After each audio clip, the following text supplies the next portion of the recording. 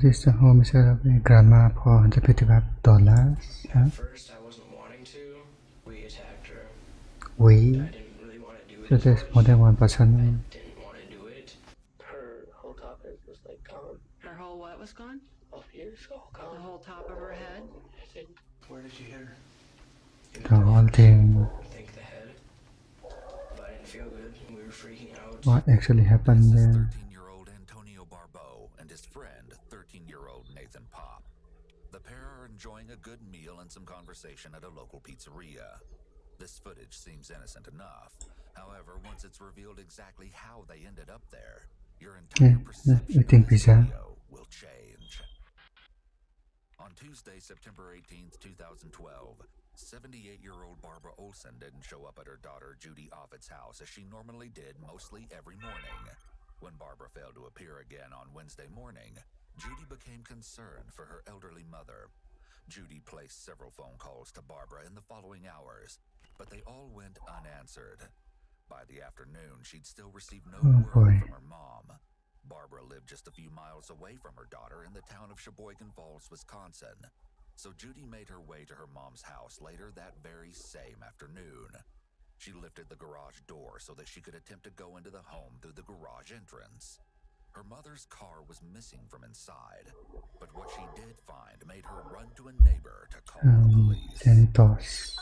Please send an ambulance and the police. My mother is laying in the garage and there's a lot of blood and there's a blanket over her head. There's a lot of blood. How did the blanket get over her? I have no idea.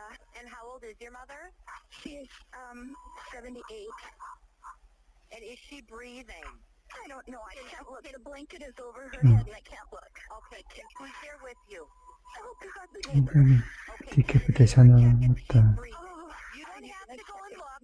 You don't have to go. If your neighbor can just go and check if she's breathing. Okay, they would like you to. Are you sending somebody?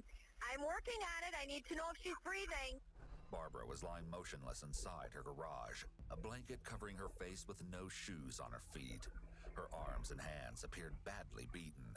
A trail of blood stretched from her body back into the house through the doorway that connected the garage to the interior of the home. Had the blanket been removed from Barbara's head, the sight would have been enough to scar Judy for the rest of her life.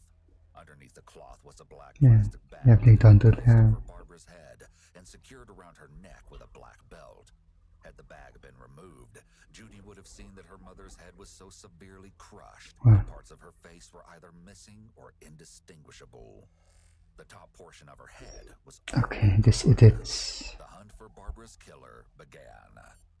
Barbara Olson was a volunteer driver for elderly citizens in Sheboygan Falls, an avid gardener and described by her family as generally peaceful and positive. She simply wasn't the kind of person who would have had any enemies, which left detectives without any real leads. However, conversations with Barbara's family, as well as a few odd pieces of surveillance footage secured from multiple establishments around the area, landed detectives in front of two Security camera. Barbara's great-grandson Antonio Barbeau, nicknamed Tino, and his friend Nathan, or Nate Pop. Investigators were hoping that these two middle schoolers could help them get to the bottom of who mercilessly executed Barbara Olson and why. The following interrogation footage has never been seen before. Stand up, we can take Very dramatic. The first thing Never been seen before. Antonio's handcuffs, likely in order to make him more comfortable and build rapport with him before the interrogation begins. Prior to him entering the room, detectives have intentionally pulled Antonio's chair away from the table. This way, they have a clear view of his whole body, which will allow them to more effectively read his body language. Yeah, you should. Okay, you can read fine, correct? Yeah. Alright, first of all, can I get your name? It's Antonio Barbo, is that how you pronounce it? Antonio Barbeau, Okay. And how old are you? 13, Alright, so what grade are you in school? mid-8th. That is really young. And you can understand everything that I'm saying so What far? actually got into his mind? Do you know what day it is? Of the week? I think Thursday. Okay. Detectives are asking some basic questions to get him talking and Okay, establish to a build a clear rapport. baseline. We've been involved in a serious investigation, okay? There's a lot of different people that have been talked to already about this serious investigation, and you're one of them we wanted to talk to, hoping that you can clarify some things, okay? Alright. Because you're sitting in here, I do have to read you your rights, okay? Alright. Antonio 좀 appears Miranda calm Rights-नो and unemotional for someone his age finding themselves in this position. This is likely not his first run-in with law enforcement. 다된 Okay. Realizing that you have these rights, are you now willing to answer questions or make a statement, basically listen to me and answer the questions so that we can hopefully clarify some things? Yeah. Okay. Antonio might understand the literal meaning of his Miranda rights, but he's likely too young to understand the repercussions of speaking without an attorney being we mess present. up there. If a minor understands their Miranda rights, they have the ability to waive them. However, a court will review the situation guess more no lawyer carefully than then. a waiver by an adult before admitting an incriminating response into evidence. The prosecution must know that the minor understood the situation and their rights, and the waiver was voluntary, knowing, and intelligent. The court will take into account we the can age and just intelligence of the show minor, us not to and speak. coercive or deceptive tactics by law enforcement, as well as the emotional state of the minor at the time. If a parent or guardian was not in the room, a minor may not have understood their rights or may have felt more pressure to cooperate with law enforcement. There was a serious incident involving your 시간 great-grandmother. 늦어 오나시. Do you know who that would be? On Her name my is? side? My side? Yeah, I think it is. Then Grandma Barb. Okay. What's her... Is it grandma or great-grandma? I just say Grandma. But is she your grandma or is she your She's my great-grandma? great-grandma. Okay. Do you know anything at all about what may have happened to her? Have you heard anything? Do you know anything at all? No. No. Okay. Like I said, it's a serious incident. She's not doing that well, and I'll get more to it later as far as the other people that we've talked to, what came up. So, okay. This is a strategically placed statement by the detectives. It lets Antonio in on the fact that detectives have spoken with other people before speaking to him. This leaves him to wonder what they already know. The detectives will likely reveal what information they've gathered piece by piece as the interrogation progresses, in order to see if Antonio's story changes. Alright. So you don't know anything about... When's the last time you saw your great-grandma? It usually indicates that someone is experiencing a negative emotion when their lips seem to disappear, such as okay. Antonio's are here. Disappearing lips doesn't mean someone is being deceptive. It just suggests that they're likely feeling anxious or upset. Telling a lie can be anxiety-provoking for many people, as they don't know whether they will be believed or not. Since we already know that Antonio is lying about when he last saw his great-grandmother, we can presume that his disappearing lips are due to stress from being deceptive. I don't know. Disappearing lips technique. Like a month or two. I'm thinking at least a month ago. So the last time you saw her was at least a month ago? Yeah. And do you remember where that was that you saw her? No. In response to this question, Antonio's this is hand pretty flies good, under his man. face. Pulling or Who pushing on remembers one's face is known every as facial detail? distortion. It's an adapter behavior to release nervous energy and self-soothe. Given that Antonio is covering one of his eyes, it could also be a form of eye blocking, which is a behavior that people may do when they are presented with something they perceive as negative. It's a way to put distance between themselves and whatever they're hearing or seeing. When an interrogation first begins, This narrative detectives will is kind of start with reaching a basic bit. questions so they can get a feel for how the suspect responds to low-pressure questions. They will then compare that behavior to how the suspect acts with higher-pressure questions, like about the crime that has occurred. Antonio's baseline behavior involved very little movements, and he appeared relatively relaxed. However, as soon as questions about his great-grandma started, he began showing signs of stress. The detectives will likely interpret this kind of bad. from his baseline behavior, and therefore an indication Just of remain possible calm, man. deception. When's the last time you were at her house, Grandma or great-grandma Barb Olson's? Probably last time I went over there to work for her, which would probably be about 2 months ago. I remember I went over there, I put some leaves. Here, when asked again about his last interaction with his great-grandmother, we see more touching of the face and neck, and very subtle movement of the leg.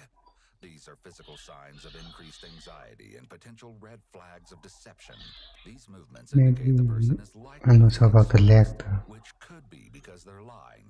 Like she had all these leaves in the garage, like a lot. I feel like that she meant to do a man. So far, Antonio delves into a detailed explanation about the yard work he'd previously done for his great-grandma, likely because it's a true story. These kinds of behavioral deviations are exactly what detectives are looking for. And how long ago was that, did you say? I'm gonna guess about 2 months. And that was at your great-grandma's house? Yeah. So do you know where that is? Do you know the address by any chance or not? No, I don't know the address. Do you know what street it's on or anything? Well, the only thing I know is it's in Sheboygan Falls, and then, like, I know the area that it's in, but I don't know the address to it. Okay, and you were talking about getting in trouble and stuff. What are you here for? I'm here for... Antonio seems to He doesn't know the reason. quite a bit of consideration before answering. He should ask first. Which is a common tactic used to stall for time. Well, I'm here because I ran from social care when I had to go to social care. Because I remember... normal to just go in like My that. mom was telling me, like, if I was, like, really good and all that, I'd get out sooner and all that type of stuff. And then I was there for, like, a week and a half, and, like, half a week before that, I was talking to my social worker. She said only a few days. So then after that other half a week, I asked my mom, do you know when I'm getting out, like, in a few days or something? And she's like, your social worker said that it's going to be at least another 2 weeks. So I didn't like that, so I left. Okay. The fact that Antonio ran from social care in the first place, essentially because he didn't like being there, gives detectives a good idea of the kind of kid he really is. Defiant and insubordinate, with a complete disregard for authority. Yeah. Do you know what you were doing Monday? Where you were at, where you were staying? Were you at home or where were you at on Monday during the day? I'm quite sure I was sleeping till, like, at least 2, and then I started walking around. Where did you, so Sunday night you slept? Antonio begins Okay. furiously scratching his leg. A new ไอ้เป็นหมกแมนฮะ Skin scratching is closely associated with stress.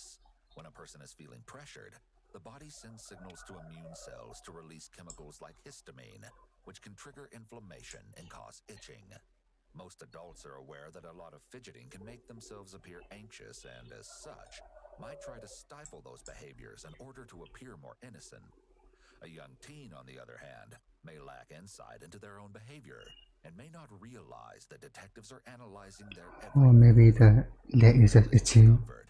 Detectives press forward with questioning about what exactly he did over the weekend. Where were you sleeping at Sunday night? I was... I remember I wasn't home.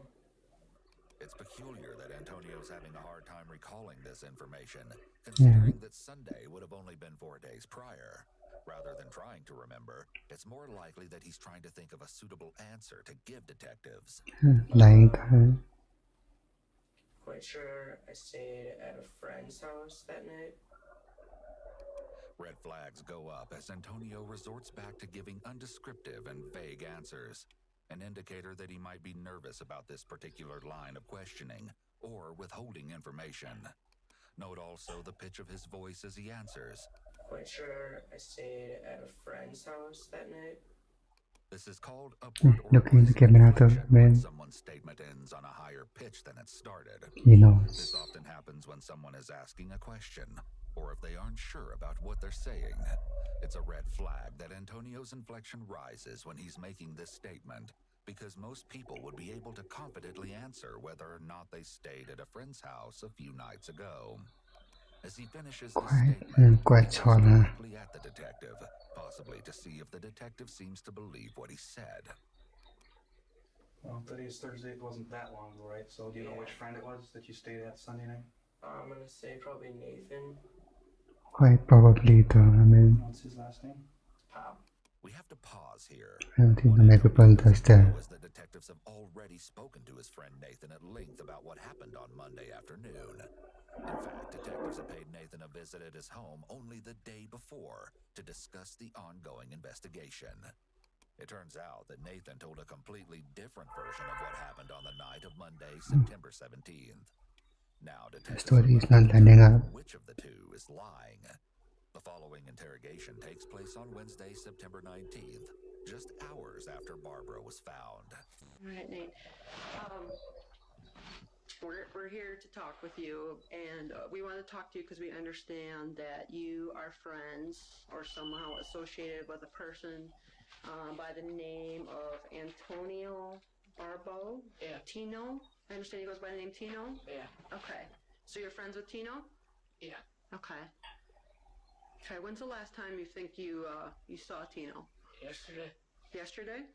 And where was that at? Just down on the corner of this block. Did you expect to see him when you were leaving your house? No. Did you know that Tino was a runaway? Yeah. Do you know how long he had been a runaway for? Yeah. Since last week, Friday. And did he run away from home, or does he live at his house? No, he was in shelter care. In shelter care? Yeah. Okay. And he had to stay for another 2 weeks, and he decided just to leave. And that was like right after school. He started to run because his mom picks him up. So he just decided to go up the other side of the building.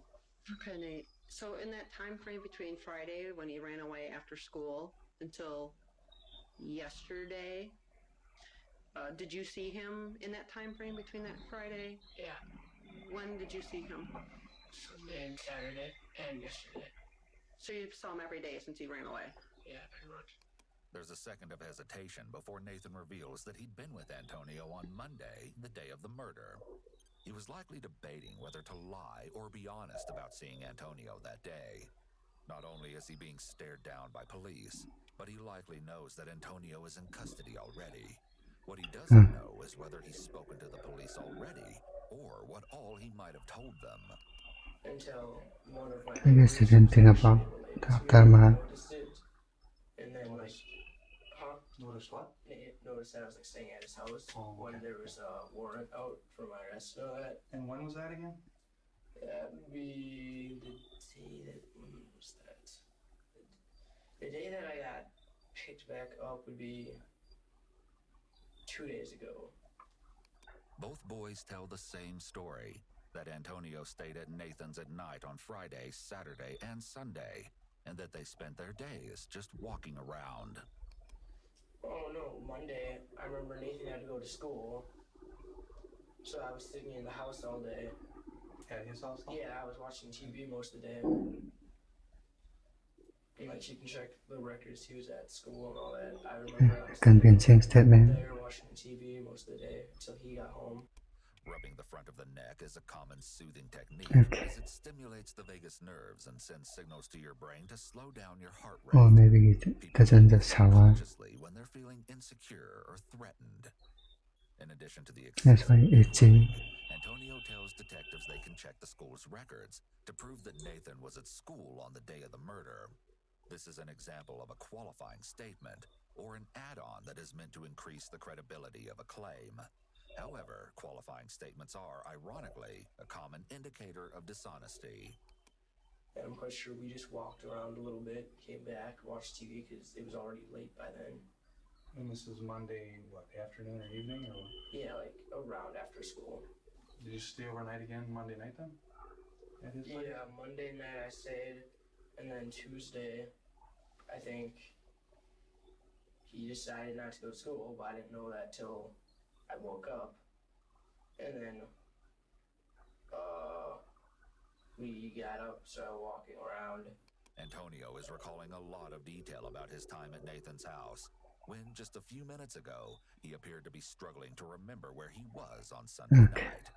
This type of omission can be considered an example of memory of extremes, which describes when a suspect remembers details of less pertinent events, but will then claim to be unable to recall details of an event that occurred, say, only 4 days ago. And then that's when He should be able to remember, man. he was like, hey, Tino, like, I haven't seen you for a while, that type of stuff.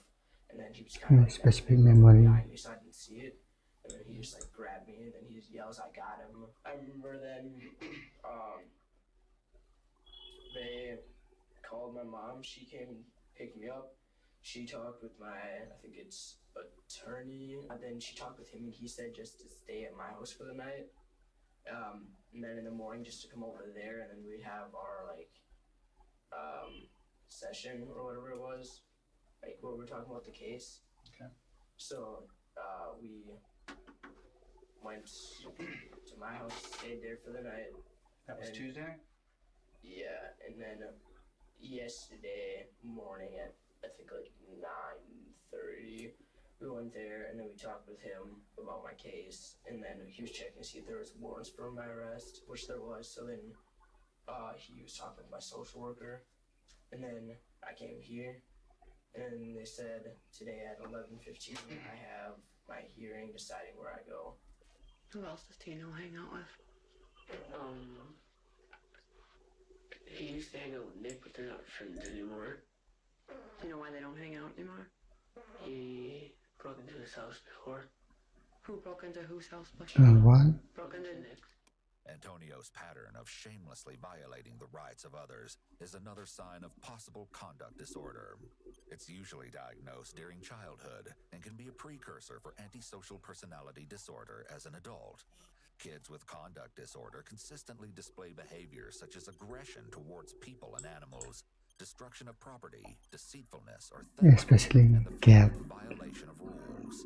Though he checks off multiple boxes, It's always the cat. Antonio has not been diagnosed with conduct disorder. What do you know about that, Nate? I don't know what's up with serial killer and cats. How long haven't they been friends? A couple weeks now.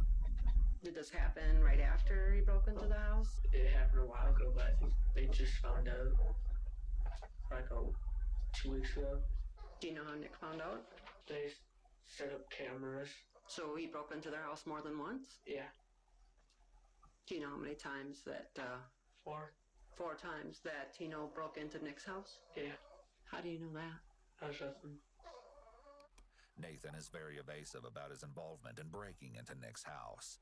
Up until this point, he talked about the break-ins as if Antonio was acting alone. He only confessed to being there when he was directly questioned about the information he knew. He seems to be trying to deflect all the responsibility onto Antonio when he was also present and very likely complicit in the crime. Were you caught on camera too then, Nate? Yeah. Being entangled in this many legal issues at such a young age is an indication that these behaviors likely would have continued and developed into a criminal career without the proper intervention. The greatest thing of note here is that Nathan has engaged in criminal behavior with Antonio multiple times before. They've begun to establish a pattern of behavior that the two of them have when they're together. The combination of their personalities might have made them capable of doing things together that they might not have done alone. After almost an hour of being interviewed, it's suspicious that Nathan hasn't inquired as to why the detectives are there. Even more odd is the fact that Nathan's mother is present, yet hasn't If they are spoken together, they're not carrying anyone, I guess. request an attorney, or ask any questions. This is a possible indicator that Nathan and his mom are used to dealing with law enforcement in relation to his past conduct. Okay. So you guys got caught on camera a couple weeks ago. Yeah. Did Nick or Nick's family call the police? Yeah. That's the only reason why she was in show today. Since he ran away on Friday, you talked about when you saw him and that. Yeah. And, I mean, aside from the time that he stayed overnight at your house on Saturday and left on Sunday, it seems like it was pretty limited. So you guys didn't have an opportunity to go out and get into any trouble, did you? No. Okay. You guys didn't do anything against the law? No. Together since Friday? No. Did he tell you that he did anything against the law? No. The detective is hoping that No. Nathan will take the bait and at least admit to Antonio having done something illegal, but he continues to deny. Not taking the At bait. this point, detectives have dedicated about an hour to asking ancillary questions. Once she begins digging deeper into the crime in question, there's a good possibility that either Nathan won't be as generous with information, or that he or his mother might request a lawyer. With those possibilities in mind, the detective is likely making sure that she extracts all the information she can get out of him before the real questioning begins. And Nathan's mom, when was she around? Does she work or? She does work, but it sometimes varies. She does a lot of overtime. Otherwise, I think she usually works Monday to Friday till like 3, I think. Antonio seems to know a considerable amount about Nathan's mom's work schedule. He even notes her occasional overtime. This knowledge has probably helped him and his friend Nathan sneak around in the past. Would there be any reason at all that some of these people that we've talked to would have said that you would have not necessarily been at Nathan's on Monday afternoon? No, because no one knew where I was. That's why I was missing. Okay. Were you in any vehicles at all at any time? Do you have any other friends that have cars or vehicles of any kind that you were with? Nate, I remember Nate's mom has a car, and he took the car, and I was in it once, and we went one time around the block. Antonio may be trying to appear open and honest by confessing to the relatively insignificant crime of underage driving. In reality, he's only emphasizing his disregard for rules and the safety of others. His ability to get away with reckless activities of this caliber is evidence of an apparent lack of low crimes seems like. Antonio is being raised by a single mother, which makes it nearly impossible to have eyes on him every hour of the day. If a single parent doesn't have a strong support system with which to raise a child, there is a significantly higher risk of that child developing behavioral issues of some sort. The time his mom spends at work or taking care of other matters explains these wide windows of opportunity that Antonio has to engage in these illegal and dangerous activities. You and Nathan? Yeah. What kind of a car is that? It's pretty crappy red car. I don't know what it's called. I assume it's not a new car, it's an older one? Or? Yeah, it's an older car. And then... When was that Nathan drove around and you were at? I think Sunday. And Nathan was driving it? You were in it? Where did you go then? Just around the block once. Would there be any reason at all that when we've talked with people, that she is holding on for dear life, that anyone would say that you would have been at your grandma's? Great-grandma's, I'm sorry? No, I had no reason to. The detective asks Antonio what's known as a bait question to see how he'll respond or if he'll at least admit to being close to the crime scene. It's interesting that his answer emphasizes the idea that he had no business in that area rather than a simple no. I mean, she interesting. Known I was there. I wouldn't have just randomly been there. So you're straight out saying, and you'd said before that the last time you saw her at all was at least a month ago? Yeah. So you would straight out be saying that if anybody said that they specifically saw you at your great-grandma Barb Olson's house anytime within the past 2-3 weeks or something, that they're lying? Yeah. The suspect clearly seems unconfident in his answer here. Innocent individuals are usually definite and forceful in their answers, especially if they're being accused of something. On the other hand, want to defend themselves and men. Guilt-free will give characteristically vague and weak answers that display their uncertainty. Do you know if any of the people that live by your great-grandma know you from seeing you there or anything? No, I don't think so. I don't know any of them. Would there be any reason that somebody would say that they saw someone about your size, height, with that type of a haircut at your great-grandma's house within the past week? In the past, no.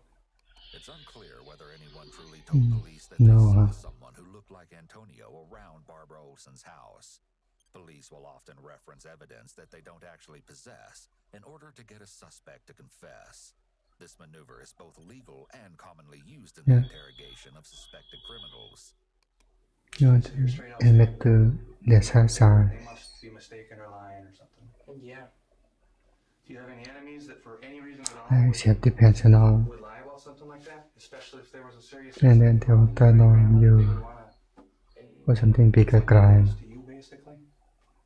Not really. For sure not in Falls, because I barely go there. And then in Sheboygan, I really don't have that many enemies. I tend to get along with most people pretty easily. Do you have a job or anything that you can make money, or do you get paid an allowance or anything like that? we were talking about allowance, but then like I started getting in trouble, and then we never like finished it, like finished talking about it. The detective suspects that there might be a financial motivation behind what happened to Antonio's great-grandmother. So, and then $55. if you need something, if you need new clothes, if you want some soda, if you want something like that, does your mom give you the money, or how does that work, or you just don't get it, or what? Like if it's not that much, my mom will usually get it, but otherwise, I really don't get stuff. Antonio's answer indicates that he comes from a low-income household. Oftentimes, young people who commit theft and similar crimes do so largely because of deprivation. This is concerning when combined with the fact that Antonio has demonstrated that he has no problem breaking the law in order to get his way. If I were to tell you that your great-grandma Barb Olson was killed, would that surprise you? This could be the freeze response. When someone encounters a threat, they may stop all movement so they don't draw unnecessary attention to themselves. Most innocent individuals would express shock, surprise, or sadness. There's no visible reaction. Someone who's guilty may feel panicked when they find out the victim has been found because they're worried about getting caught. Momentarily freezing is one way the body handles stress until the brain can kick in and decide what the best course of action is. Would you have any idea at all how that could have happened? No. No idea at all? No. I take it you're not real close to her as far as hearing that news and just... I mean, as I said, I never like talked to her that often. As I said, is a referral statement and may be used by suspects to make their story sound more credible. To be sound more convincing, I guess. Repetition. The more you hear something, the more believable it may seem. Antonio needs to find a way to explain why he doesn't appear upset about his grandma. He may think that if he can convince the detective that he wasn't close to her, this will explain his lack of emotion. It's important in this moment to remember that Antonio isn't the conventional suspect. He's only a teenager. Thus, the state of development that his brain is in plays a big part in his actions and reactions. Teenagers can be very self-centered, and this can be due in part to the fact that the prefrontal cortex, the rational part of the brain, doesn't fully develop until one is in their mid-20s. The prefrontal cortex is responsible for logical thinking and the comprehension of how one's decisions affect other people. Therefore, it's entirely possible that, though it's a tragic event, Antonio doesn't feel that his great-grandmother's death affects his everyday life and doesn't yet have the cognitive ability to clearly see how it will affect other people, which explains his emotional detachment from the situation. Though this can't possibly explain his reaction or lack thereof in its entirety, it's worth noting. Like, I did a little bit, but not that much. Do you use drugs at all? Any kind of drugs? I have done drugs, yeah. Okay. When's the last time you used marijuana? At least a week ago. The detective is clearing the possibility that Antonio might have been on drugs at the time of the murder. If he really committed this crime in an intoxicated state, that could open the possibility for Antonio to use the diminished capacity defense in court. You haven't used any weed at all? Yeah, it's a weed. A week ago? Something like that? Yeah. So, again, if I came and said that we've talked with people that had mentioned that you were smoking marijuana within a week, like within a day or two, what would be I don't know how I would know, because when I do it, it's usually just by myself and like somewhere where no one is around. So if somebody was talking to you that said that they sold you weed within that week, that would be a lie? Yeah. Okay. And if you would take a blood test or something, that's going to come back and show it's been at least a week? Yeah. This is a misleading statement from the detective. No drug test, including a blood test, can reveal exactly how long it's been since the suspect last did drugs. Rather, a drug test tells conclusively whether a person has done drugs within a certain time frame, based on whether traces of the drug are still present in their system. A blood test specifically can tell whether or not a person has smoked marijuana within the last 3 days, or up to a week for some users. The weight is increasing a bit. I think I've been in the back before if she's like bringing me to my other grandma's house that's in Sheboygan Falls, but that would have been a really long time ago. Like, what are we talking, a year? Or? Like 4 or 5 months ago. But it was at least 4 or 5 months since you were in that vehicle. Yeah, it's been a really long time. So if we get evidence, and I'll tell you right now, we have that vehicle, and it's going to be able to show as far as fingerprints or whatever, probably, that you've been in there within 4 to 5 months. If this claim sounds outlandish, that's because it is. It is not Okay. possible to date fingerprints. This is likely And, another lie to intimidate Antonio it's into crazy. confessing. You can just lie and lie. States across the country have begun to acknowledge that lying to minors in an interrogation is coercive and poses a much higher likelihood of yielding a false confession than if the suspect were an adult. Some states insist that suspects under 15 years of age have a parent, guardian, or other interested party present with them during Not in this time, I guess. This is because typically young offenders don't fully understand the gravity of the situation or their right to remain silent, which automatically gives the detective the upper hand in a situation just like this. I just want to make sure, you're pretty sure that's the last time you were in there, right? Yeah. So it shouldn't show that, correct? Yeah. Yeah, it shouldn't show it? Yeah. Okay. Any of your friends ever been in that car that you're aware of? I have no idea. I don't think so. Actually, the only friend you even talked about is Nathan, I think, right? Yeah. Rubbing or covering the eyes is another indicator of possible deception, as it can be a subconscious attempt to Okay. hide from the detective. I think it's just walking as up a whole. with your name and Has all. he ever been in that car that you're aware of? And I'm assuming you would have been with him, right? Or does he know your great-grandma? I think he's been there once. That's your great-grandma's? Yeah, I think one of the times when I was working, he went with. And do you remember ever being in your grandma's car, great-grandma's car, I'm sorry, Barb Olson's car with your friend Nathan in the car too? No. Okay. So as far as you know, he's never been in that car, correct? Unless he would have been there alone, which, is that doubtful or probable? I don't see how he would have been. This is another example of a qualifying statement. Innocent people typically provide a more direct response, such as a simple yes or no. Instead, Probably, Antonio is yeah. being careful and giving ambiguous answers that he can later turn around and change if necessary. So you'd be extremely surprised if he's been in that car, right? Yeah. The detective creates a long silence by pausing to take notes. This is also an interrogation strategy, as a suspect will often find the quietness uncomfortable and continue talking in order to break the awkward silence. However, it seems that Antonio has nothing else to say.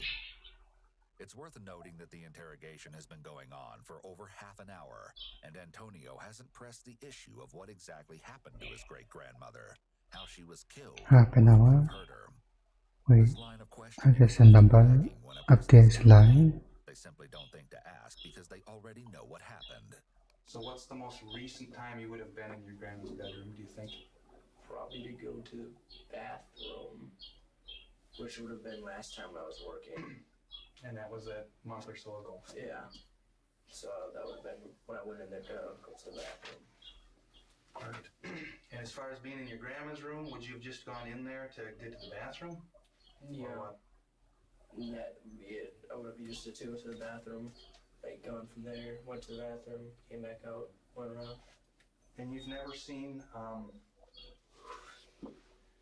Yeah, like if she he's kept her getting jewelry on a counter, sleepy. would she keep it in, anything like that? Do you have any idea at all? If I'd take a guess, I'd say their bedroom like everyone else. Antonio is yawning frequently. He could be experiencing excessive tiredness in relation to his marijuana usage, or he could genuinely be sleeping poorly in such uncomfortable conditions. An alternative explanation last could one's be on account of probably a the- heightened level of anxiety, which can be relieved by delivering more air into the lungs. In fact, in just the last 30 seconds, Antonio has pursed his lips, yawned, sniffled, touched his face, and scratched both his neck and the back of his head. This is the exact kind of behavior the FBI looks for when interrogating a suspect. 3 or more stress-adapting behaviors in quick succession Oh, is considered really? a heavy indicator of deception. Antonio has exhibited basically every body language behavior possible for heightened levels of anxiety and stress. I know. I think I've seen a few things on top of her dresser when I've walked by. That's all I really remember about it. describe situations Any reason that body language and all. brag to somebody or anything about stealing a car within the past couple weeks? No. And again, is there any reason that somebody would say that? I don't really know. Instead of outright denying this time, Antonio claims he doesn't know. His answer to each bait question seems to be getting more and more uncertain as the interrogation drags on. I haven't said that, but I don't know why someone would have said it. Okay. Would there be any reason that there would be a text or anything that would say something like that? I have no idea. I haven't had my phone. I haven't had my phone for like a month now. And I know Nate's phone doesn't work. And I know his mom's phone only goes on the internet a little bit. Did you have a cell phone before? I did before I was getting in trouble. I had a cell phone. When you went to school on Monday, what were you wearing?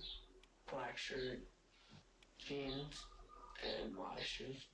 Another thing I'm thinking, if this is okay with you, Nate, and with your mom, is that just like to take some pictures of your shoes and the bottom of your shoes. Would that be okay? Yeah. Okay. Though Nathan responds in the affirmative, he certainly doesn't seem very enthused about the idea. It's likely that while ransacking the home, Antonio and Nathan left shoe prints, possibly bloody ones, at the crime scene. The photographs they'll take of Nathan's shoes will be compared to the prints found at the crime scene and used as corroborating evidence that he was indeed present at Barbara's house around the time the murder was committed. When you got put in here, what kind of clothes were you wearing? I wear clothes with a lot of designs, like a really designed t-shirt with like blue like coloring that was like shiny, and then a black like overcoat thing that I buttoned down the two bottoms, and then I'm quite sure light jeans. Blue or what? Yeah, light bluer jeans, and then my shoes. Did you have socks or not? I'm wearing my slacks. The same ones you got? Yeah. Okay. If we would look at those shoes, would there be any reason at all that we would find any blood on them? No. And Blood? if we would find blood on them, what would that be from? Can you think of anything? Were you ever near anything in the past couple weeks that there was any blood there? Not really. Not that I can think of. This is referred Not to that I as a can think of, so-called what? statement. Statements like these are hard to refute and easy for suspects to go back and change without it being What does obvious that that they're mean? outright lying. Though vague, this is still a strange statement since anyone, Yeah. especially someone with only one pair of shoes, would surely remember stepping in blood. Are you the only person that wears those shoes? Not that I can think of. So you never borrow them to Nathan, you never borrow them to your other friends that you... No, I don't Anyone? borrow shoes because then I don't have shoes to wear. Any nome person would Would it be okay on with you depends to on look that at those one. shoes and check them for blood? Sure, but I do have my hearing today, so I need them for that. Otherwise, I can't walk. Have you cleaned them lately at all? Not really. You didn't throw them in a dishwasher, you didn't put a bunch of bleach on them, something like that? No. I don't really clean my shoes. Okay. All right, we'll get back to that, I'm not sure, but I appreciate you letting us do it, and that might help us to clear some stuff up. When's the Maybe last he time cleaned the shoes, I don't know. you know, To eat. actually out someplace, not just at Nathan's or at home or something, or at school. I mean, like out to a restaurant or Restaurants. something like that. I don't remember the last time I went to a restaurant. It had to have been months ago. When's the last time you were at Theo's Pizza? Theo's Pizza. Suspects may repeat the question in order to give themselves an extra moment or particular question. If they didn't have an answer ready and they didn't repeat the question, they would be left with an awkward silence. This uncomfortable lag in conversation could increase the suspect's anxiety, and they may worry that the detective will see their pause as suspicious. Oh. I've been there just like, I think 2 days ago. Maybe 3. Confronted with the exact name of the restaurant, Antonio changes his answer as if it had slipped his mind. It's hard to believe that someone would have completely forgotten something that only happened 2 or 3 days ago. So within that 2 to 3 months then? Well, no, I mean like 2 or 3 days. Right, so that's within 2 or 3 months that you just said, right? So it's Oh, I guess. 2 or 3 days ago, which if today's Thursday, you're saying either Tuesday or Monday? I'm gonna guess Tuesday. Tuesday? I think Tuesday. When someone is feeling very stressed, their mouth and throat may He become thinks dry. This can lead to behaviors such as drinking more water, increased clearing of the throat, or increased licking of the lips. Do you know about what time? There's no water on I'm the gonna say table. like about I guess not.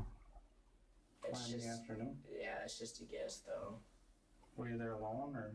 It was me and Nate. We went to get pizza. So, how did you guys get to Theo's Pizza? It's not that far of a walk. So you just walked? Yeah, it's not that far. About how far?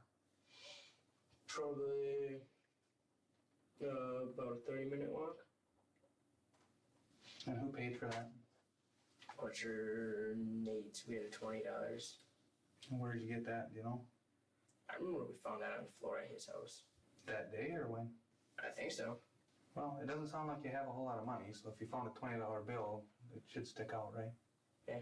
So you're pretty sure that it was Tuesday that you found it on the floor at Nate? It was either Tuesday morning when I woke up, or it'd be Monday, like, late at night. Because I remember then we were hungry. Finally mentioning Monday. Get some pizza because it's not that much money. It's only for like $5.25 for a pizza.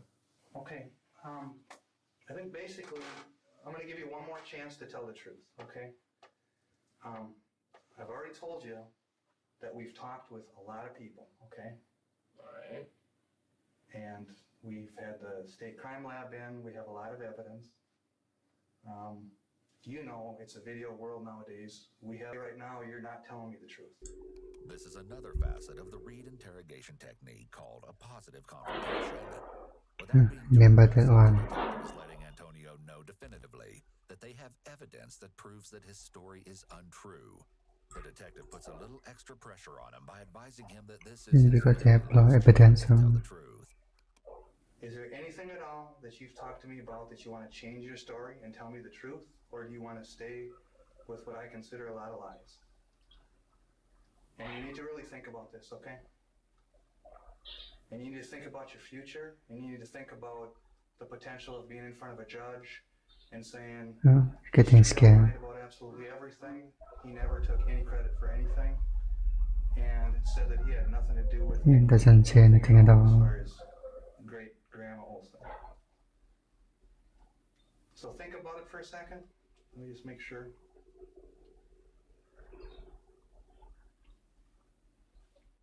Here, the detective is giving Antonio an incentive to come Crazy as back, hell. without specifically promising him any leniency by the prosecutor or judge in exchange for his honesty.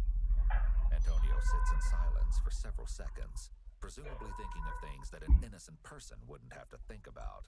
I'll say this to you, Nate, and I'll say it for your mom to hear it too. You've obviously gotten in trouble with Tino before, and I don't know if Tino's done anything or not here, but it's really important that you take care of you. Do you understand what I'm saying? Yeah. And not get sucked into any trouble with him. You know what I mean? Yeah. Okay. You understand the seriousness of this, right? And you understand that you're taking a big roll of the dice here, right? And apparently you want to try that. Wait. With what? With telling the truth or lying. You're telling me that you are straight up telling me the 100% truth about everything that you've told me, correct? No. No, okay. I want you to clarify then what you haven't been totally truthful about. I will sit here and listen to the Yes, truth. you mess up about that Listen to one. a bunch of more lies, okay? And it sounds like you've had a pretty tight time of being home here over the last few days. But it's really important that if you know, even if you know, like you weren't there, because it sounds like you've been here at home or here at school, except for on yesterday, that if he told you about something that he did, and it doesn't get you into trouble by telling us if he told you things that he did. But I don't want it to be any trouble for you if he did tell you that he did something against the law, since he's been a runaway since last Friday. And I know you don't want to get your friend into trouble, but it's pretty important that you not try to cover for him. You know what I mean? You understand what I'm saying? Okay. I want you to tell me the truth of what happened. That's all we're looking for, is the truth. We don't want to pin something on somebody that doesn't deserve to have anything pinned on him or her or whatever. I want the truth, and that's what we're going for here, okay? So what do you want to clarify and tell me the truth about? What else do you want to share with us? Can I write it down? Can you write it down? Yeah. Yeah, you can write it down. Nathan is basically speaking in a whisper at this point. He's likely experiencing symptoms of extreme stress, one of them being the drying of his mucous membranes. This dryness in the vocal cords can cause someone's pitch to sound different. His raspy voice, combined with the fact that he doesn't even want to make the statement out loud, indicates that whatever he has to say it's pretty isn't bad. any good. Okay, Ken, here, I'll give you a piece of paper. The room is dead silent, but for the sound of Nathan's sobs and the pen scratching against the paper. Nathan proceeds Panicking. to scribble 9 words and hands the note to the detective. Yeah, pretty I soft. understand with what you wrote down. You're very scared. Yeah. Okay. Nathan seems to be having an extreme emotional response. What is he writing? I mean, on that note, as it sounds like he's still crying. where is the note? Showing more emotion in this moment than Antonio showed throughout the duration of his interview so far. And because you wrote that down, Nate, I want to be able to read Miranda rights to you. You understand what I'm saying? The need to read Nathan his Miranda rights at this point indicates that whatever he confessed officially places him in police custody. Realizing that you have these rights, are you now willing to answer questions or make a statement? I know you wrote that down, and maybe you wrote it down because you didn't want her to hear that. Is that why you wrote that down? Breaking down. Okay. It's common for juveniles to withhold information when being questioned in front of a parent for fear of disappointing them. A parent's presence is more likely to stir up feelings of shame and remorse that can cause the minor to be dishonest. This seems to be especially true for Nathan, as he seems to start sobbing uncontrollably when the detective goes to tell his mother what he wrote down. So, Bobby, you heard us read the Miranda rights No. to your son, right? The mother. And you heard us talking with him, sitting where you at, about basically what he's been up to and his association with Tino and what he's been up to since last Friday when Tino ran away from school, right? Okay, and you could hear us talking about that and everything that he's done. I know, Nate, you just wrote that down on the piece of paper because you didn't want your mom to hear, right? Yeah. Yeah, and I know you're really scared right now. You said you were with Tino? Yeah. And when was that? Monday, then. Okay. So, Nate, I explained to you that we work with other police agencies on investigations, and so we're working on an investigation involving Tino's, it's his great-grandma, okay? And you said you were with Tino on Monday. Yeah? Yeah. Tino did not go to school on Monday? No. Okay. And He was here. he was at your house? Yeah. When you left for school on Monday? Yeah. Nathan is now answering questions clearly and without delay, indicating that this is That's a good the thing. true version of events. On Monday, when you got home from school, what happened, Nate? We were talking, and then he said, I know how to get money. Me and Nate did go to my grandma's When? Monday. And he said to kill his grandma. Oh, I thought he was just joking around with me. Okay. I guess not. I asked my mom to take us to Sheboygan Falls. And I told her that we were going to meet up with one of our friends. Then we attacked her. A very interesting choice of words. When describing their crime, suspects will often use language that makes the offense sound less egregious, such as Antonio's use of the word Only attacked, by the way. killed. You and Nate attacked her? It was both of us. With what? Like hammer thing. and then like a hammer thing with an axe at the other end. Hammer, jeez. I don't know, like probably 4, 5. You know the consequence. And why was this done? At first, I wasn't wanting to. Like we were in our garage through one of the doors, just like waiting. And the garage door was open. Okay, the garage door was open at his grandma's house? Yeah. And then we went in there, and then he had a plastic bag he put over his head, but he couldn't see out of it, so he just took it off. And then right as I was to open the door, his grandma like walked out and said, "Who is that?" And she's like, "Is that Tino?" And she was like, "No." And I'm standing behind the door, and then she like tells, because I like stepped on something, and then she said, "Come out." And I came out, and then and she's like, "What do you?" And then she asked us if we were cold, and that's why we were in the garage. And Tina said, "Yeah." It's heartbreaking to think that Barbara's very last act was one of care and concern for the two boys who, not Yeah, even that's 8 messed days up. later, would mercilessly end her life. And then she brought us in because she said she was gonna call my mom, and I was already missing and wanted with a warrant, and I didn't want that done. So then, yeah. Antonio's answer evades the detective's question of exactly why he attacked Barbara. His answer explains why he would have chosen that very moment to attack, but it doesn't explain what he and his friend are doing at his great-grandmother's house unannounced. And to find a reason for the thing.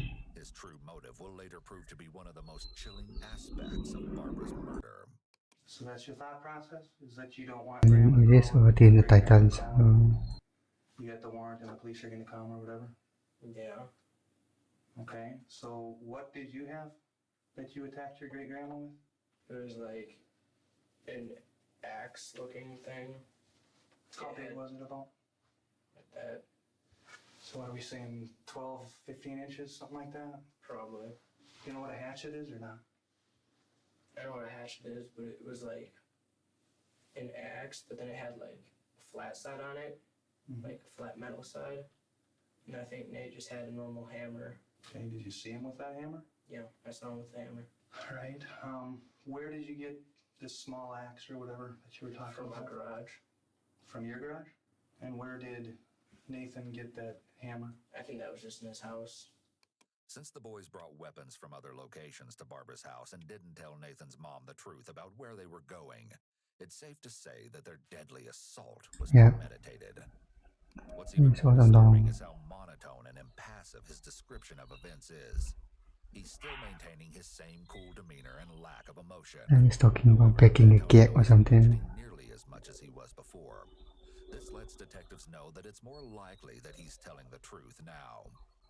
Did you guys talk about this as far as what you were going to do? Obviously, if you got a hatchet and he got a hammer and you got a ride from his mom, there was some thought about it, right? What was the discussion? We were deciding if and how we were going to do it, and then like how we would get a ride there, how we get a ride back, all that. So after your mom dropped you and Tino off by the roundabout at 42 and 28, what happened then, Nate? We walked to her house, his grandma. His grandma? In order to get from where they were dropped off to Great-Grandma Barb's house, the boys would have to have walked about 2 miles. It takes the average person approximately 15 to 20 minutes to walk a single mile. This means that the 40 boys had minutes at for least a this. half hour to rethink their decisions before they got to Barbara's door. And then when we got a ride there, They could have not just done it before her, I mean, like, I didn't want to do it. they supposed to do it, I mean. Like, Nate was like nodding at me and all that. So then I took the first swing.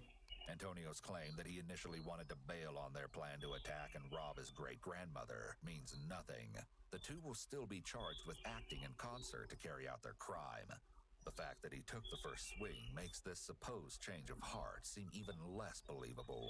Where did you hit her with that first swing? I think the head. And you talked about a flat back and then like the sharp part? Yeah. Which way did you hit her the first time? Do you know? Flat part. Was there a reason at all, or that's just the way it ended up in your hand, or what? I'm quite sure just because it was a flat part, and I thought more blunt would work. Work as far as what? For hitting, just like in general.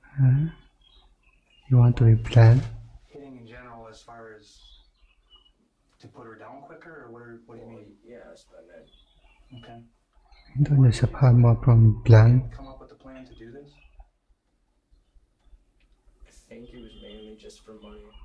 A statement filled with such coldness and detachment, as if he were talking about a stranger. To be willing to end his great-grandmother's life in pursuit of money shows a callousness and lack of consciousness that one wouldn't even expect from a young teenager. Even worse is the fact that he's able to confess to something so horrid without a hint of emotion or remorse. After shrugging, Antonio then qualifies his answer with, "I think," which is a red flag for possible deception. I think he killed his grandma is likely something he does know for sure. Notice how he says it was mainly just for money, which indicates that there was something else he was motivated by as well. It's not surprising he gave this answer, though, as blaming it on the money is an easier and more socially acceptable answer than saying he just wanted to kill someone. Alright, so you go there to try to get some money, and you bring the hatchet, he brings the hammer. You hit her the first time, and where was this? Were you in the garage or in the house, or? We were in the house. And you said she had let you in, did you say? Yeah. Right? Okay. Did she know it was you? Yeah. So she saw you and opened the door, or what? Yeah, she opened the door, like the garage door, there's no window, and then she saw me. But she didn't see that I had it, like, hidden behind my back, so then she told me to go inside. And then, like, I was just, like, putting it under my sweatshirt. And then she said she was gonna call my mom, and then, like, Nate looked at me, and he nodded. Here he's insinuating that his friend Nathan was the ringleader and driving force behind this attack.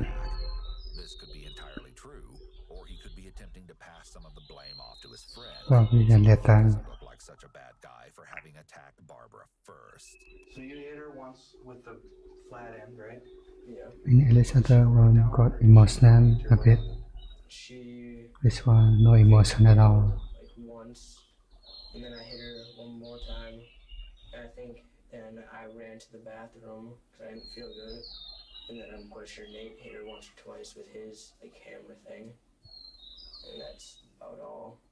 This part of Antonio's story might be believable were it not for the fact that an autopsy of Barbara Olson's body concluded that she was hit approximately 27 times in total. Her wounds indicated both blunt and sharp force trauma, a truly brutal and merciless attack. Yes, that's insane. What the? For about 30 seconds. And then what happened? And I'm quite sure I went to the front, like, over here, and then she wasn't, like, alive, and we didn't know what to do, and we were freaking out, and we were probably there for, like, 2 hours, not knowing what to do. Did you ever hit her with the sharp end of the blade? I think I gave it. I think Nate took it from me and then did once.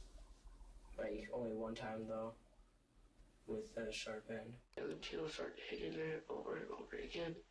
And when he stopped, and he looked at me, and when he said, "Nate, help," and I was standing there. This part of the story presents an interesting contradiction to Antonio's story. Antonio alleged that Nathan initiated the attack by signaling to him to attack Barbara. Then, according to Antonio, after hitting her twice, he ran to the bathroom because he felt sick, and Nathan continued to hit her. Here, Nathan claims that Antonio hit Barbara spontaneously and did most of the attacking. He even has the same sudden change of heart that Antonio had in his story, but claims to have hit her anyway because he feared for his safety.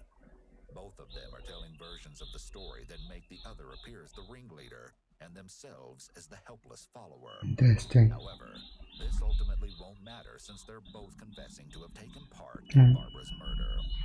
So he told me to help. They were going to jail. I walked over there, and then he started to hit her again. I was watching, but he told me to hit her. I wonder how many years they're going to get. I didn't want to, but I didn't want him hitting me, so I hit her twice. and then I walked away. And he kept hitting her. And then she was dead. Timo covered her head with something. And then he went around grabbing stuff, putting it in a bag. And then I had to go in the pockets to grab the keys for the car. And then he wanted to dump the body in a lake or something.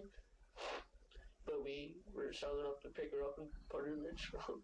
And then you sit there for like 2 hours trying to figure out what to do, right? Yeah. What are you throwing back and forth, like what you're gonna do here?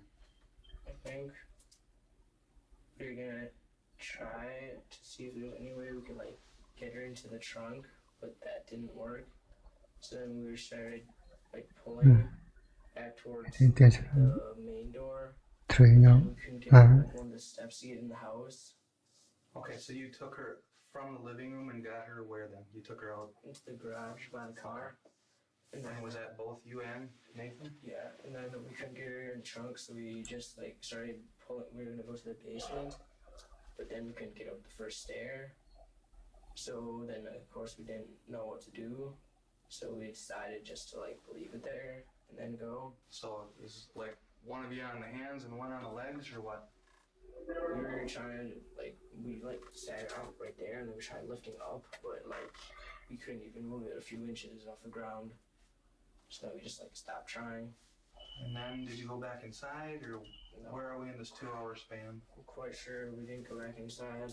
I'm quite sure we ran into the back room, grabbed like a few of the boxes, all that crap in there, and just threw it in the bag. Then I think we grabbed like 3 sodas that were in part of the basement right here, and then I think we just left. And then Nate was driving. It was I'm driving which car then? That car. So that's your great grandma's car, right? Yeah. It's haunting to know that 2 13-year-old boys are capable of such a cold-blooded crime. Yeah.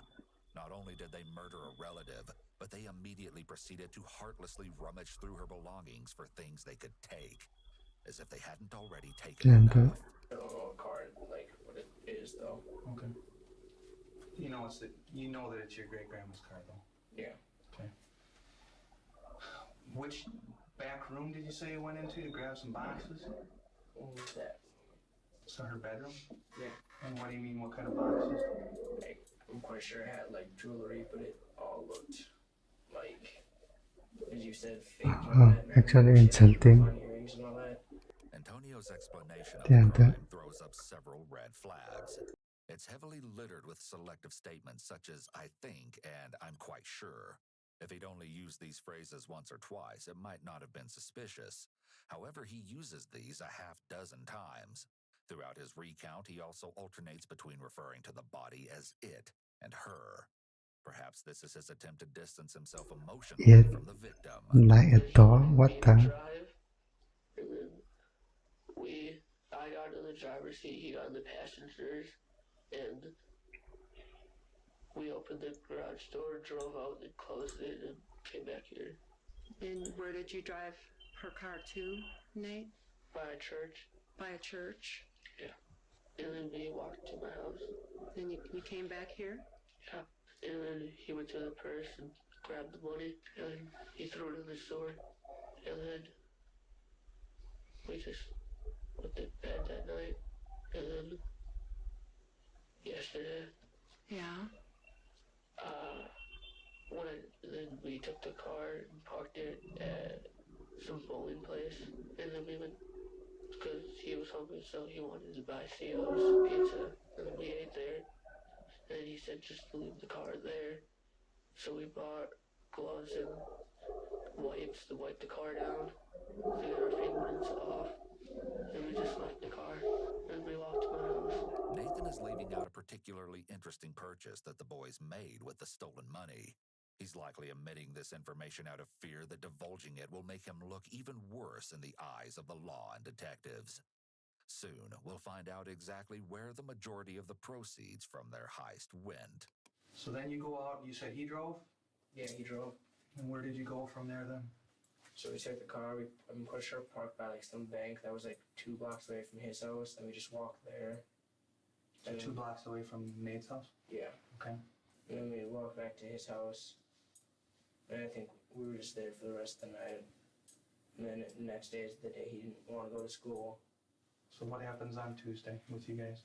We went and we got pizza, but we took the car to a place across from McDonald's and then parked there. And then we bought, like we went, walked, bought some pizza, ate, and when we were walking back, we went and got gloves and cleaning stuff. And we went to the car, just kind of wiped it down a little bit, then left the car keys in the car and then left it, like unlocked and everything. Where was that? I think across from McDonald's. Oddly enough, Antonio omitted the same detail that Nate did concerning how they used the money. Neither of them want to admit where most of the money went.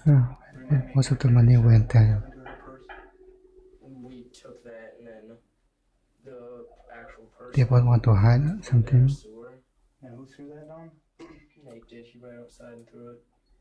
Okay. Was there anything in the purse that you guys took? There was money, like cash, nothing else that we kept.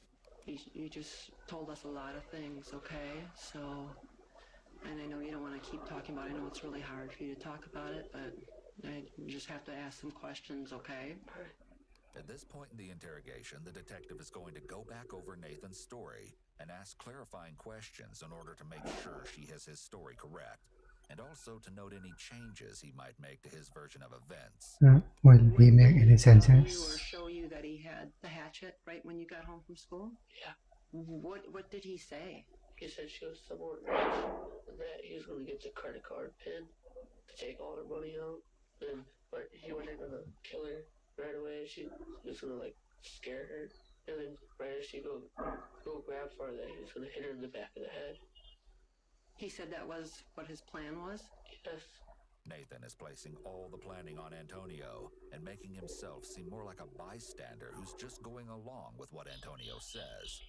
Co-defendants often do this in the hopes that they'll get less time, since they weren't the mastermind behind the crime. Did he have anything else with him? It's a bit not at this point. Yeah. Okay. Did he also get that from his house? No. Here. So he had the hammer too? No, he made me hold it. Nathan claims that Antonio made him hold the hammer, but doesn't say exactly how he made him do this. It doesn't seem very plausible or possible that Antonio physically forced Nathan to hold the hammer. Probably lying or something. Downplay his involvement in the crime. So you held the hammer, and then did you guys take anything else with you? No. So then you told your mom that you're going to see a friend. You guys are going to see a friend out there? Yeah. Had you been to his grandma's house before? Yeah. You met her before?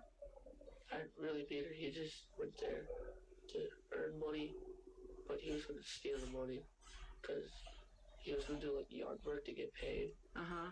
But when he went inside, I guess he took 100. That was another time? Yeah, it was months ago. Months ago? Yeah. Okay. According to Nathan, Antonio has stolen from his great-grandma Barbara before. This might explain why he was under the impression that she had lots of money, or why she was the first target that came to his mind when he was concocting his plans to get some cash. You said you got to her house and the garage door was open? Yeah. Do you guys walk in the garage? We walked in the garage, tried the bags, didn't like really work out. What were you doing with the bags? Putting over our heads. Why is that? Just so she couldn't tell who we were. In Nathan's initial telling of the story, he claims that only Antonio tried to put a bag over his head to conceal his identity. It's not uncommon for suspects to leave things out or lie about minor details to save as much face as possible, even after they've already confessed to the major details. And then that didn't work out, so I gave him my sweatshirt to wear to cover his face. Did you then hide in the garage or kind of stand off to the side? I said he wanted me to open the door. To go inside to her house? Yes, but right as I went to open it, it opened and she was standing right there. And he's like, "Do you want to come inside?" And then he said, "Yeah," so we went inside. And she's like, "Don't steal none of my money." This offhand comment from Barbara to Antonio indicates that she's aware that he's stolen money from her before. And then Huh. Gina looked at her, Yeah, looked at kind me, of looked at her, sucks. and then she said she's gonna call his mom. And then right after she said that, he hit her on the head. He like stumbled to the floor, hit her once to the floor, and then hit her 3 more times. She said stop it. Her hands were in the way, so he probably hit her hands and arms. This account coincides with that battered state of Barbara's arms when her body was found. She'd spend her final moments pleading with her great-grandson not to kill her, while attempting to shield her head and face from the vicious attack. Yeah. And he said, Nate, help. Actual monster. And then he took off the sweatshirt. And then he slowly, then he walked over and started to hit her again. And then I slowly walked over. And I was panicking. I didn't know if I should do it or not. And I didn't want him to start hitting me, so I hit her. This is a rather large deviation from Antonio's story. According to Antonio, both he and Nathan only struck Barbara a few times with their weapons. Nathan is describing a scene where Antonio is savagely beating his great-grandmother, even taking a second to remove his sweatshirt before continuing to bludgeon her to death. She got knocked unconscious, and then she started to snore, and then that's when Tina just used the sharp side and hit her really hard, and it got stuck in there, and her whole top head was Oh, great. Her whole what was gone? off here, so The whole top of her head? Yeah, it's a fast part. The sheer extent of the overkill seen here is enough to provide evidence of the intent to kill Barbara. The attack was simply too brutal to be the result of a robbery gone wrong. I started to panic again, and then I was pacing back and forth because I didn't really want to do it. And then he was doing the same, and he grabbed lights and told me to go wipe down the door handles that we touched. Their choice to clean up after themselves before leaving the scene of the crime is further proof that the two were indeed aware and thinking competently throughout the ordeal. Especially Yeah, they Antonio, want to clear according to Nathan's story, the room and was all. instructing him on how to cover up the crime scene. Nathan's version of the story does a convincing job of painting Antonio as the evil genius. And when you realized you couldn't lift her back up into the trunk, you dragged her back towards the door that goes into the house? The two of you? Yeah. Okay. When did you put the blanket over her body? When we realized we couldn't put her in the trunk, so we were gonna wrap her body up and then see if we could have the two ends of the sheet twist it up so we could lift it, but that didn't work, so we just left it right there next to the doorstep. What about her head and that? Did you guys... He put plastic bags over it, and then he told me to give him my belt, and then he tied that around her neck. Why did he do that? So if we could have picked her up, so blood didn't Okay, Where did he get the bags from? Since she gardens a lot, she had garbage bags in there to throw weeds in. I was actually there and saw your great-grandma, okay? And there was something on her head. Do you remember what that would have been? A bag. Okay, what color? Black. And how did that get there? From in the garage. There's bags in the garage. And why was it put on there? Because I didn't like seeing it. Didn't like seeing her face, or what? Yeah. Or I don't want to put words in your mouth, so what didn't you like seeing? Everything that happened. It's not uncommon for killers to cover their victim's face if it's a family member, friend, or partner. Just didn't want to see her. Deceased loved one might trigger certain emotions that the killer would likely rather avoid. The fact that Antonio felt the need to do this indicates that he felt some type of negative emotion when he saw what he did to her, possibly due to lingering traces of an emotional attachment or even hints of remorse. So that's why, did you put the bag on her head? I think so, yeah. Okay. And what kept that bag on her head? Nate's belt. So did he put that on, or did you? Pretty sure he gave it to me and then I did. What happened with the hammer? I think we put it in the trunk. And what about the hatchet? The trunk. Okay. And the Ano jewelry na truck, Backseat. and the purple bag Backseat. and And there's a bloody coat in the trunk. a bloody coat in the trunk. Yeah, because that's what we first put over her head. You first put the coat over her head? Yeah. Okay. Where were the keys for her car at? Pocket. Okay. And you said that you got the keys out of her pants pocket? Yeah. What was in the purple bag? She had like shoes and a camera case with a camera in it, and then a wallet, and then her purse. And then we put like cleaning, the wipes in it, Mm-hmm. and so that's all we put in that bag. Then he wanted to sell the jewelry so he could have money, because he was just gonna run away. And how much money was there in there, cash? About, You're thinking of selling the jewelry Where is that? some of it went towards food, and then for a pizza. he got pizza, And and then some of others. it went towards weed, which Okay. I think is actually still at his house upstairs, if he didn't get it yet. And then I think that's it. So all that money's gone? Yeah, immediately, yeah. So you just took the cash out of there? Yeah, What did you keep from the purse? the money. Just the cash? Yeah, and we took the money, bought weed, How much weed did you buy? 145 worth. Who did you buy that from? I don't know who he bought it from. Tino bought the weed? Yeah, Were you with him when he bought it? no. Where did you guys buy it at? Or where did he buy it at? And he bought it from some kids that he knew who were in high school. Who actually bought the weed? And like both of us were both there. Well, did you both actually have the money and give it to whoever you bought the weed from? Like I had like the money with me. Like I kept it in my pocket. Have you bought it from whoever that person is before or not? Yeah, I have. Antonio and Nathan managed to steal a mere $155 from Grandma Barbara's house. They proceeded to spend all but $10 of that money on weed and the rest of it on pizza. Both momentary and fleeting desires. They enjoyed getting high. $140 on pizza. Life. Their young age is certainly a reason for their poor decision-making, but their actions go far beyond the self-centeredness of typical teenagers. Their actions and mindset are very much reflective of children with severe conduct disorder.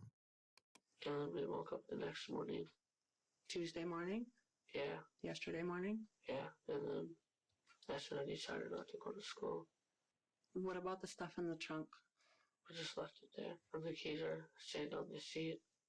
Because Tino thought that if some dude walks by and sees the keys just sitting there, that he would take the car, and if they find the car, they would have thought he did it. This half-baked plan is full of sizable holes. It goes to show their immaturity and unsophisticated thinking, which is to be expected from offenders of their age. And you woke up today and went to school? Yeah, and Tino wasn't at school. Okay.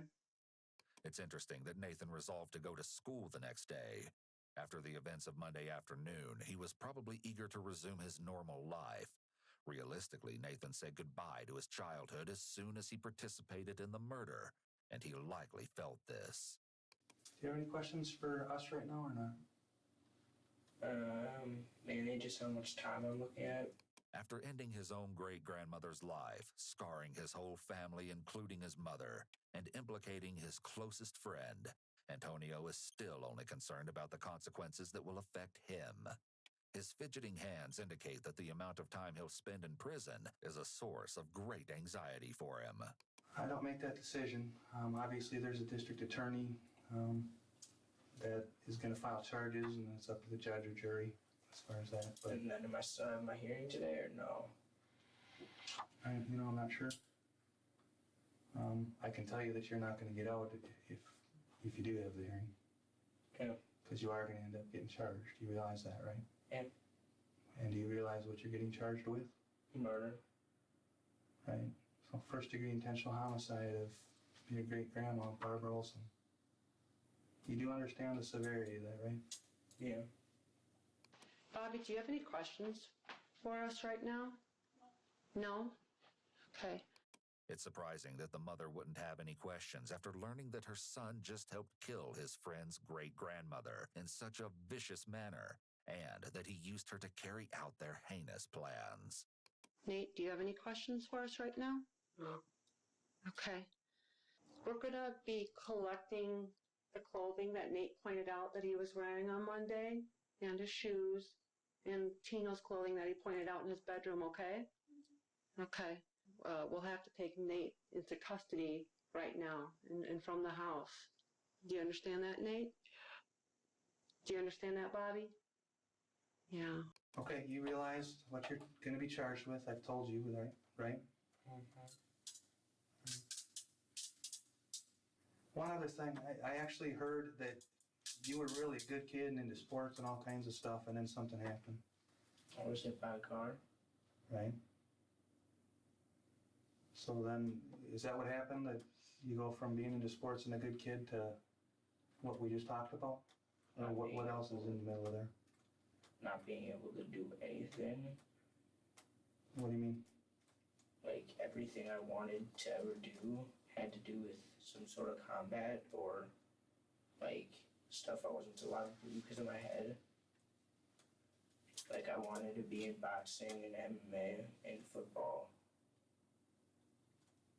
And because of what happened to your head, you couldn't do any of that? No. What happened? I was hit by a car. Which is why you would not be able to do any of that stuff then? I got a concussion, which they say I still have, but I say I don't. An interview with his grandma Judy, the victim's daughter, confirmed that Antonio had indeed been hit by a car while riding a bike when he was 10 years old. It's true that this accident might have caused traumatic brain damage that resulted in a drastic change of personality. Studies have shown that brain injuries that occur during developmental years can cause long-lasting neurocognitive changes, such as memory loss, personality changes, intense aggression, and lack of inhibition. On the other hand, as a teenage boy who was never able to do any of the things he wanted to do, he might have felt as though his life was already over, and that his actions didn't matter. But they say it'll just get worse if I join anything. It's just losing ambition. Anything else? I'll give you one last chance. Anything else you want to make sure that I include in this report? Not really. Antonio is escorted out of the interrogation room. Immediately following his interview, Nathan is arrested and also taken into police custody. The note that Nathan had written, the note that would send chills down the spines of seasoned detectives, read, "He killed his grandma, and I was with him." Antonio initially pleaded not guilty to the murder on the grounds And that he this was mentally ill. not is a thing about. Psychiatrist who'd assessed Antonio testified at his trial that Antonio does indeed suffer from cognitive issues caused by him being hit by a car just a few years prior. However, it seemed that this crime was simply too heinous to be overlooked. Even the judge would say that this was the worst case he'd seen in his 24 years as a judicial officer. On June 24th, 2013, he changed his plea to no contest as part of a plea deal. On August 12th, Antonio Barbeau was found guilty of the first-degree intentional homicide of his great-grandmother, What's the sentence? and sentenced to life in prison with the possibility of parole in 36 years. In the meantime, Nathan's trial was still Only ongoing. 36. In fact, Antonio would testify at his dear friend's trial. He would take the stand and tell the court that Nathan was not the clueless follower the defense tried to paint him to be. He claimed that Nathan was just as involved in the planning of the murder and just as invested in carrying out the murder as he was. On the opposing side, Nathan's relatives argued that Nathan had the social development of a child and could I mean, easily... he's literally a child regardless. At the end of the day, the gruesome and severe nature of Barbara's injuries, demonstrated by crime scene photos presented in the courtroom, attested to the fact that there was very likely more than one active killer.